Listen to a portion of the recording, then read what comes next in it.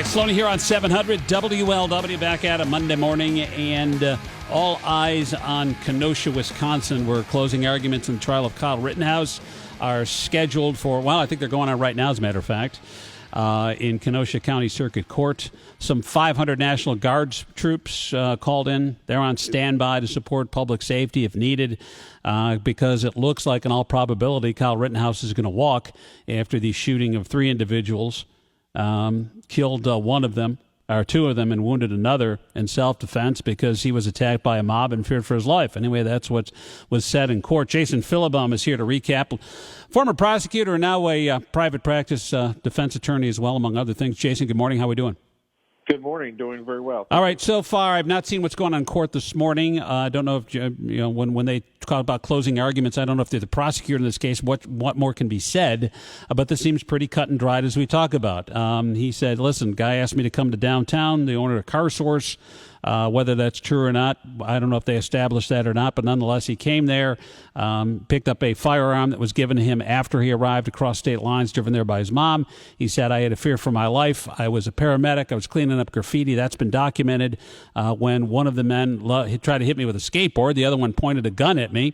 And I returned fire and shot his bicep off. And that came out under cross-examination. And it looks like, according to the law, that Kyle Rittenhouse will probably be a free man. Does that look like what's going to happen today? Absolutely. And in fact, just about 20 minutes ago, the judge just dismissed the gun charge. So the one charge that we talked about last week is maybe being something that he could be convicted of. The judge dismissed it because technically in Wisconsin, someone under the age of 18 cannot possess a firearm, but if he's over 16, he can possess a long rifle. And the prosecutor didn't put any evidence as to what the length of the rifle was.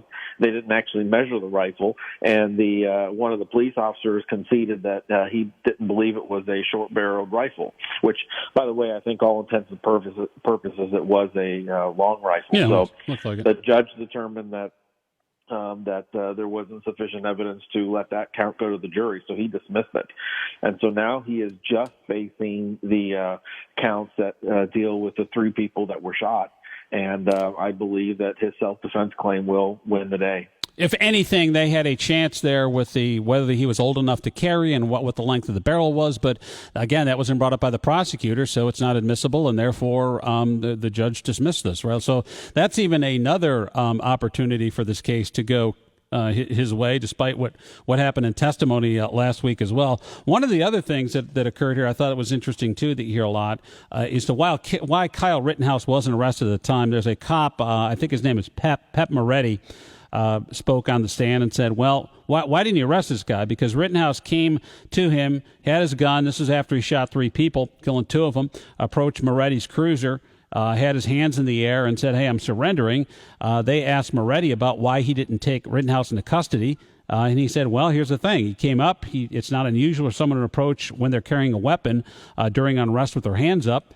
He said, and I think the quote was, there were more people armed with weapons than not during the entirety of the 3 days in Kenosha. And so seeing someone with an AR-15 really wouldn't mean that much to me. And he walks up to me and I said, just keep moving, buddy, get the hell out of here. And according to the cop, that there was no evidence whatsoever he committed a crime. And so he let him go. And yet you're going to hear a lot about that, I'd imagine, in the wake of what happens with Kyle Rittenhouse.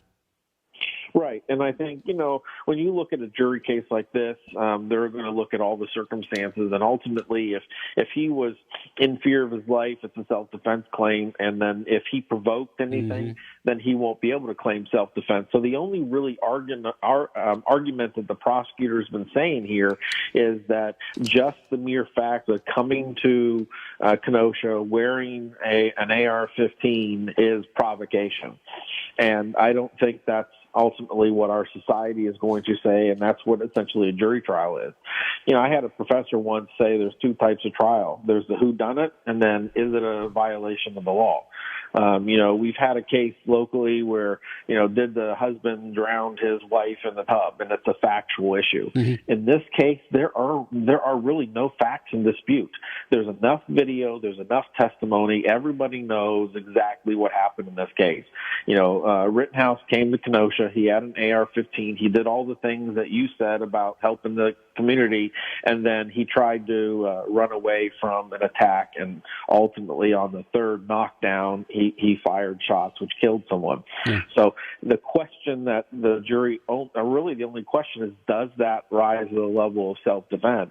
And I think, you've got some members of society who, are essentially saying you have to be shot first. But at the end of the day, I think the jury's going to look at this and say, no, this is self-defense. He did nothing to reasonably provoke this, and he acted reasonably, and therefore he's not guilty. Well, if we all knew that, there wouldn't be the need for 500 guardsmen standing by in Wisconsin, would there? No, and I think what happened in this case is you had an overcharge. Number one, the prosecutor was asking for lesser included on Friday, and I think the judge is going to give some instructions because I think this was an overcharge. It was a rush to judgment. He was charged within 48 hours of the shooting, and when you have all this video, all of this evidence that they went through, I think there's no reason why this needs to be charged that quickly. And at the end of the day, I think it's going to come back to bite him because I think the jury's going to see that this was an overcharge from the beginning. Jason Phillabaum, attorney at law on the show, and Kyle Rittenhouse, the jury's going to get this, I'm guessing, later this afternoon, probably, right, if not sooner? Yes, there's 36 pages of instructions they're reading through. As soon as they get done with that, then the prosecutor's going to argue, the defense attorney's going to argue, the prosecutor gets the last rebuttal. My guess is that it'll go to the jury at least at the end of the day.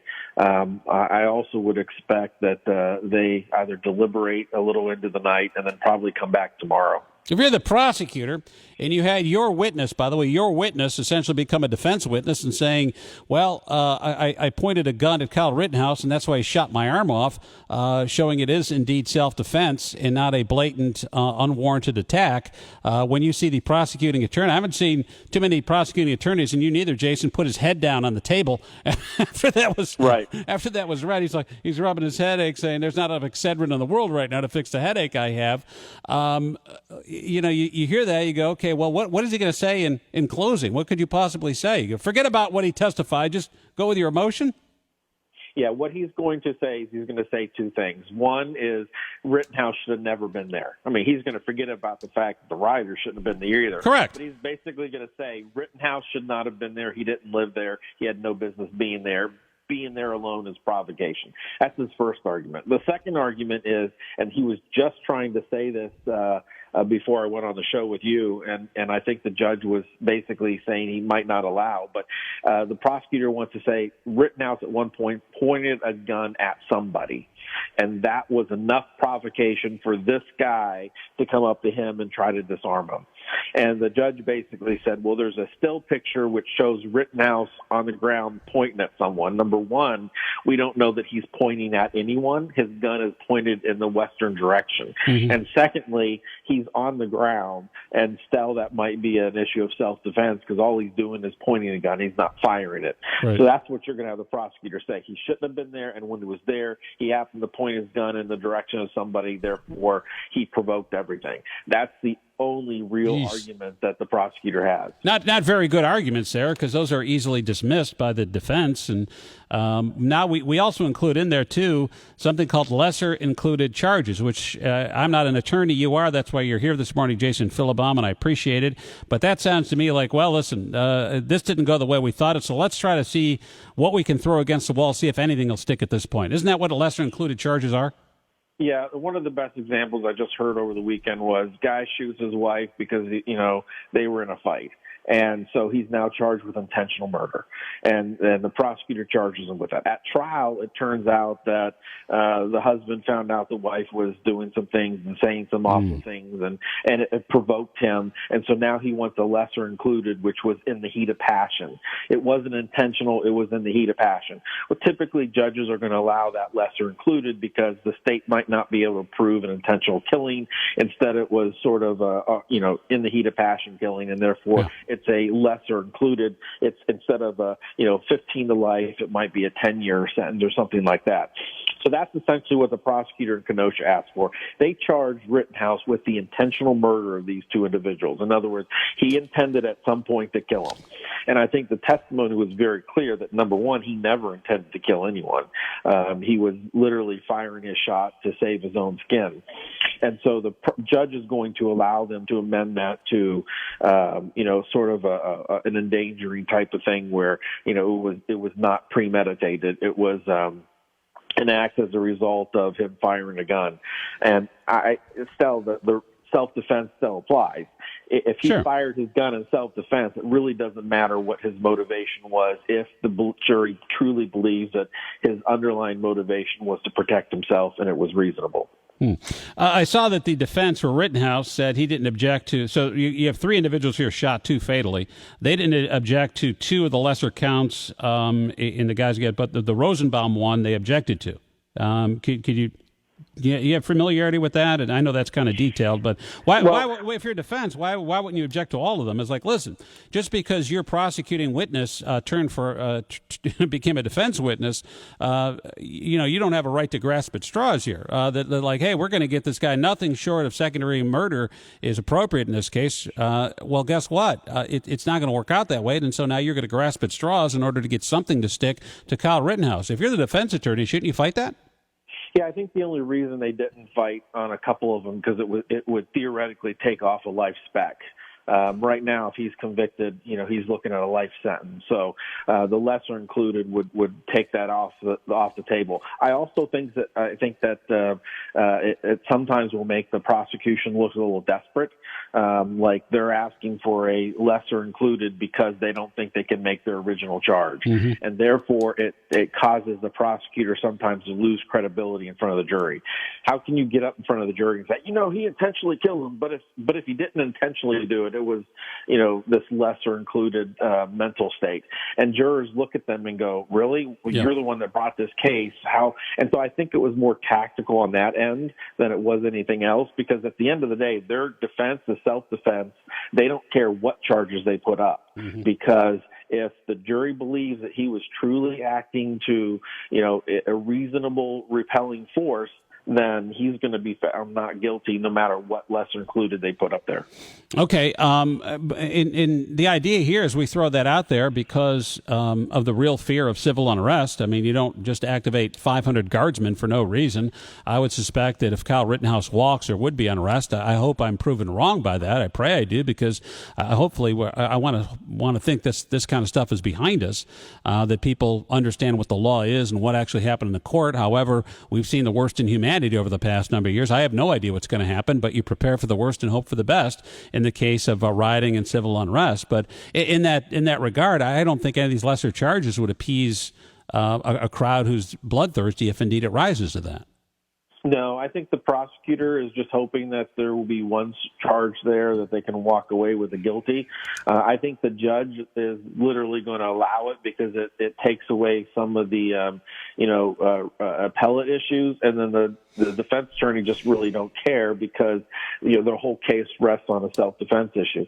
Now, what I don't understand, and this is more your territory, but why this case has become such a, like a riot in the street. I mean, this is the alleged victims are white, and by the way, the judge won't let them call them victims in the closing argument, which I find entertaining. Right. But so the three people that were shot are white. The shooter is white. So I don't understand how this became a race issue and how this, will result in riots in the street. But I think everyone at this point, thinks that will happen. But, the jury is in the room. They've been in the room for the whole trial. Everyone says they paid attention. I thought Rittenhouse came across very genuine, and I think that they're going to this is going to be a quick verdict. So you expect if this goes to the jury this afternoon, is it one of those cases where they just work through the night and wind up coming back and going, there's nothing here, and we may have a decision by late tonight? That's very possible, and I think if this did not have media attention, they would be back today. But the fact that this does have media attention, I think they might just want to go home and want to think about it. There's been many a times where I've had a jury deliberate all day long, say they want to go home, and then come back the next day and be back in an hour. They went home, they had time to think about it without all the other jurors hitting on them, and then now they're like, okay, I'm ready to make my decision. So I think in this case, they'll probably go in the back room, have a very quick decision, then look over all the evidence just to give everyone the idea that they truly are, deliberating. And then they'll probably take one more night just to make sure they're doing the right thing, since it's such a heavy case. But at the end of the day, I believe this would be a very quick decision. What are your thoughts on the jury not being sequestered here? I thought I heard that this morning. No, they're not going to sequester, meaning they're not going to be kept in a hotel away from the public, that they're going to go home and come back. I worry about the safety of these people, too, especially when it's over. Yeah, I'm worried about that as well. I think, the last case that we talked about, they didn't sequester the jury during the trial, but only for deliberation. I think sometimes that's a mistake. When you have such a high profile case like this, where National Guard's in town, you got media in town, you can't look on any Instagram or Facebook or TV without seeing, hey, people are worried about riots in the street. And that has to affect the jury one way or the other. No question. So I think, and in this case, that is a mistake, but they have their reasons why they do it up there. But I think you would see a lot of these cases be sequestered at least during the deliberation. Well, how hard is it to seat a jury these days, not just in Wisconsin, but here in Hamilton County, Butler, Warren, maybe Hamilton County more than that? Isn't this, I hear this, if I were on this jury right now going, oh, my God, it's pretty clear I'm going to have to let this guy go because there's nothing there. But now I got to live the rest of my life with misinformed people wanting to attack me. Who in their right mind would ever want to sit on a jury? Yes, and you have that. When I was a prosecutor, I had two juries once. One asked if the defendant's going to know their address, which I found entertaining because you immediately knew they were thinking guilt. Yep. And then another one involved a gang case. They before they came back with a verdict, they sent a question up and asked if someone would be walking them to their car after the verdict. So, jurors do think about this, and I have no doubt that the jurors in this case are thinking that they're worried about the repercussions. But I would hope that most jurors look at this situation and look at the individual in question. And, in this case, if they believe Rittenhouse acted in self-defense, they're not going to sacrifice him for the community safety. They're going to do what's right, and that's finding him not guilty. All right, Jason Phillabaum, attorney at law, may have you back tomorrow, depending if the verdict comes down, if that works with you. We'll keep an eye on this thing, maybe as early as late tonight, maybe sometime tomorrow afternoon. Jason, thanks for covering this for me. Appreciate it. Appreciate it. Thank you. All right, something he brought up. Who's to blame? We're staging 500 National Guardsmen. You look at the possibility here, not the certainty, but the possibility, likely possibility of unrest and riots. I think it's a good question. Who do you blame for the climate that exists in places like Kenosha? Because it very well be Cincinnati as well.